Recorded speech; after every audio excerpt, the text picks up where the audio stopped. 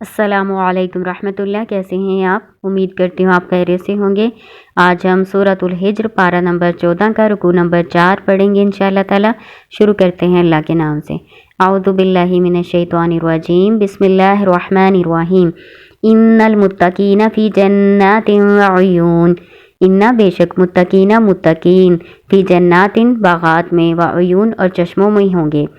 جہنم اور اہل جہنم کے بعد جنت اور اہل جنت کا تذکرہ کیا جا رہا ہے تاکہ جنت میں جانے کی ترغیب ہو۔ متقین سے مراد شرک سے بچنے والے موحدین ہیں، اور بعض کے نزدیک وہ تمام اہل ایمان جو گناہوں سے بچتے رہتے ہیں۔ اور جنات سے مراد باغات ہیں، اور عیون نہریں ہیں۔ یہ نہریں یا تو تمام متقین کے لیے ہوں گی یا ہر ایک جنتی کے لیے الگ سے باغ اور نہر ہوگی انشاءاللہ۔ ادخلوها بسلام آمینین، داخل ہو جاؤ اس میں ساتھ سلامتی کے اور امن کے ساتھ، یعنی ہر قسم کی آفات اور پرامن طریقے سے داخل ہو جاؤ۔ یا پھر سلامتی سے مراد سلام ہے، مسلمان ایک دوسرے کو سلام کریں گے، یا فرشتے اہل جنت کو سلام کریں گے، اور اللہ کی طرف سے بھی سلامتی اور امن کا اعلان ہوگا۔ وَنَزَعْنَا مَا فِي صُدُورِهِم مِّنْ غِلٍّ إِخْوَانًا عَلَىٰ سُرُرٍ مُتَقَابِلِينَ۔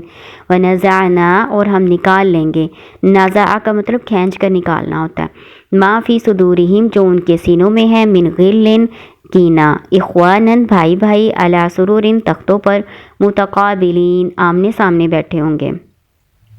اللہ تعالیٰ کہہ رہے ہیں کہ دنیا میں ان مسلمانوں کے درمیان یہ جو متقی ہیں، اہل ایمان ہیں، تو یہ جنت میں جانے والے لوگ ہیں، تو ان کے دنیا میں جو آپس میں بغض، عداوت یا برے جذبات، کسی کے بارے میں حسد والے یا کوئی بھی برے جذبات ہوں گے، چاہے وہ کسی غلط فہمی کے بنا پر ہی ہوں، تو وہ اللہ تعالیٰ ان کے سینوں سے نکال دیں گے۔ ان کے سینے بالکل صاف شفاف کر کے تو پھر اللہ تعالیٰ جنت میں داخل فرمائیں گے۔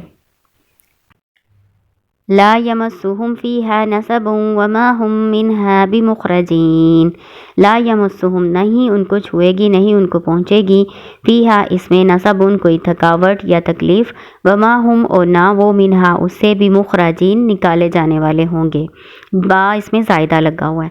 اللہ تعالیٰ کہہ رہے ہیں کہ ان مسلمانوں کو، ان متقیوں کو وہاں پہ کسی قسم کی کوئی تکلیف نہیں ہوگی، اور نہ ہی ان کو وہاں سے نکالے جانے کا خوف ہوگا۔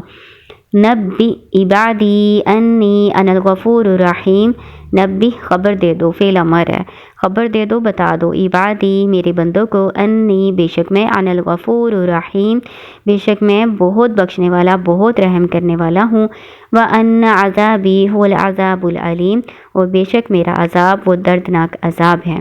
اللہ تعالیٰ دونوں باتیں بتا رہے ہیں۔ اللہ تعالیٰ اپنی رحمت کی امید بھی دلا رہے ہیں اور اپنے عذاب سے ڈرا بھی رہے ہیں۔ اسی طرح مومن کی کیفیت ہوتی ہے کہ وہ اللہ تعالیٰ کے خوف اور اللہ سے امید کے درمیان میں ہوتا ہے، یعنی اللہ تعالیٰ کے عذاب سے بے خوف نہیں ہوتا، اسے ڈرتا رہتا ہے، اور اسے اللہ تعالیٰ کی رحمت کی امید بھی ہوتی ہے۔ وَنَبِّئْهُمْ عَنْ ضَيْفِ إِبْرَاهِيمَ اور ان کو خبر دو ابراہیم علیہ السلام کے مہمانوں کے بارے میں، اِذْ دَخَلُوا عَلَيْهِ فَقَالُوا سَلَامًا اور جب وہ داخل ہوئے ان پر، یعنی جب ان کے پاس آئے تو انہوں نے کہا سلام۔ قَالَ إِنَّ مِنْكُمْ وَجِلُونَ ابراہیم علیہ السلام نے کہا، اِنَّا بے شک ہم، منکم تم سے، وجلون ڈرنے والے ہیں، یعنی ہمیں تو تم سے ڈر لگتا ہے۔ ابراہیم علیہ السلام نے یہ کیوں کہا کہ ہم تم سے ڈرتے ہیں؟ اس کی وجہ یہ ہے کہ جو فرشتے تھے وہ انسانی شکل میں آئے تھے، ابراہیم علیہ السلام نے ان کے لیے بچڑا پیش کیا تو انہوں نے کھایا نہیں، تو اس وجہ سے ان کو ڈر محسوس ہوا کہ لگتا ہے یہ کسی بری نیت سے آئے ہیں، ان کا ارادہ نیک نہیں ہے، جس کی وجہ سے یہ ہمارا کھانا نہیں کھا رہے۔ تو پھر فرشتوں نے پھر وجہ بتا دی کہ آپ ڈرے نہ، ہم تو فرشتے ہیں، ہم انسان نہیں ہیں، ہمیں کھانے کی حاجت نہیں ہے، بلکہ ہم تو آپ کے پاس خوشخبری لائے ہیں۔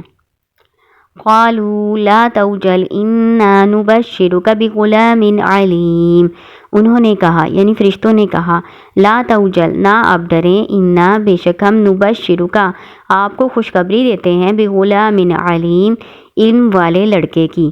قال ابشرتمونی علی ان مسنی الکبر فبم تبشرون قالا کہا، ابراہیم علیہ السلام نے کہا، کیا بشرتمونی تم مجھے خوشخبری دیتے ہو، الا اس پر ان کے مسنی الکبر پہنچ گیا مجھے بڑھاپا، فبما تبشرون فبما پھر کس چیز کی، تبشرون تم خوشخبری دے رہے ہو، قالوا بشرناک بالحق فلا تکن من القانتین فرشتوں نے کہا ہم آپ کو خوشخبری دیتے ہیں بالحق کی ساتھ حق کے، یعنی سچی خوشخبری سنا رہے ہیں، فلا تکن من القانتین پس آپ نہ ہو نا امید ہونے والوں میں سے۔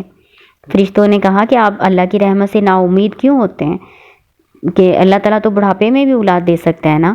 قالا کہا، وَمَن يَقْنَطُ مِن رَحْمَتِ رَبِّهِ إِلَّا الضَّالُّونَ اور کون نا امید ہوتا ہے اللہ کی رحمت سے مگر گمراہ لوگ ہی، یعنی جو کافر لوگ ہیں وہی اللہ تعالیٰ کی رحمت سے نا امید ہوتے ہیں، میں نا امید نہیں ہوں، بس تعجب ہے، انہوں نے تعجب سے کہا تھا نا۔ قَالَ فَمَا خَطْبُكُمْ أَيُّهَا الْمُرْسَلُونَ کہا، یعنی ابراہیم علیہ السلام نے کہا تمہارا کیا معاملہ ہے اے بھیجے ہوئے فرشتوں۔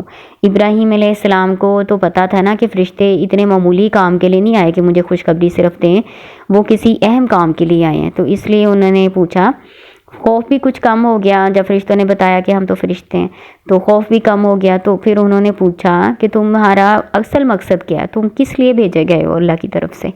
تو فرشتوں نے آگے جواب دیا، قالوا انا ارسلنا الى قوم مجرمین فرشتوں نے کہا بے شک ہم بھیجے گئے ہیں مجرم قوم کی طرف۔ مجرم قوم کون سی ہے؟ قوم صدوم، لوط علیہ السلام کی قوم۔